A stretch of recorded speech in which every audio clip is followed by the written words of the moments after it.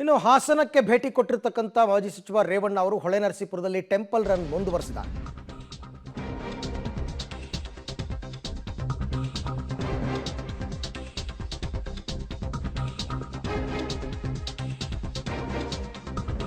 ಹೊಳೆನರಸೀಪುರದಲ್ಲಿ ರೇವಣ್ಣ ಅವರು temple run ಬೇರೆ ಬೇರೆ ದೇವಸ್ಥಾನಗಳಿಗೆಲ್ಲ ಅವರು ಭೇಟಿ ಕೊಟ್ಟಿದ್ದಾರೆ.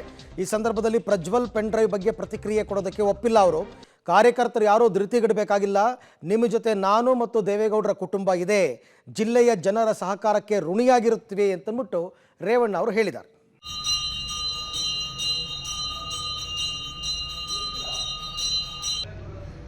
ಇವತ್ತು ನ್ಯಾಯಾಲಯದಲ್ಲಿ ಕೇಸ್ ಇರುವಾಗ ನಾನು ಯಾವುದೇ ರಿಯಾಕ್ಷನ್ ಕೊಡೋದಕ್ಕೆ ತಯಾರಿಲ್ಲ. ಯಾಕೆಂದರೆ ನನ್ನ ನ್ಯಾಯಾಲಯದ ಬಗ್ಗೆ ಗೌರವ ಇದೆ ಮತ್ತು ನಾನು ದೇವ್ರ ಮೇಲೆ ನಂಬಿಕೆ ಇರುವಂಥ ನನಗೆ.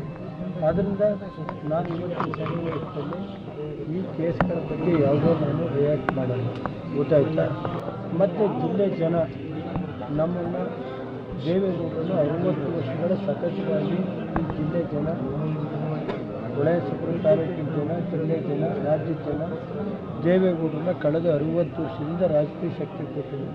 ದೇವೇಗೌಡರಿಗೆ, ಕುಮಾರಣ್ಣವ್ರಿಗೆ, ನನಗೆ ಸುಮಾರು 25 ವರ್ಷ ನಾನು ಶಾಸಕನಾಗಿ ಕೆಲಸ ಮಾಡಿದ್ದೀನಿ, ಗೊತ್ತಾಯ್ತು ಸರ್.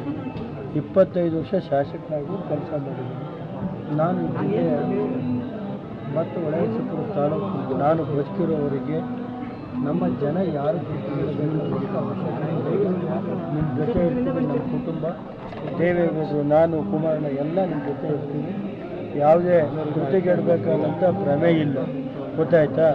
ಅದರಿಂದ ನಮ್ಮ ಜಿಲ್ಲೆ ಜನ ಇವತ್ತು ನನಗೇನು ಸಹಕಾರ ಕೊಟ್ಟಿದ್ದಾರೆ, ಮುಂದೆ ನಾನು ನಿಮ್ಮ ಜೊತೆ ಆ ಸಹಕಾರಕ್ಕೆ ಋಣಿಯಾಗಿ